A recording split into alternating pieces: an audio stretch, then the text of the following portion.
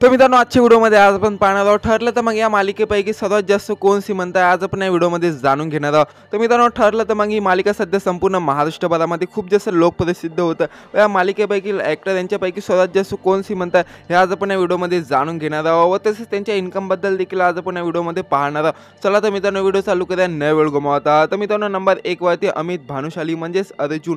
मित्रांनो अर्जुन याला पर एपिसोड 30,000 रुपयाचे सॅलरी मिळतो व अर्जुन याचे टोटल वर्षाचे इन्कम 60 ते 50 लाख पर्यंत असे। व तसेच मित्रांनो नंबर 2 वरती आहे जुई गडकरी म्हणजे सायली। मित्रांनो सायलीला पर एपिसोड 20,000 रुपयाचे सॅलरी मिळतो व सायलीचे टोटल वर्षाचे इन्कम 40 ते 50 लाख पर्यंत असे। व तसेच मित्रांनो नंबर 3 वरती आहे माधव अभयंकर। मित्रांनो माधव अभयंकर यांना पर एपिसोड 15,000 रुपयाचे सॅलरी मिळतो व माधव यांचे टोटल वर्षाचे इन्कम 30 ते 35 लाख पर्यंत असे।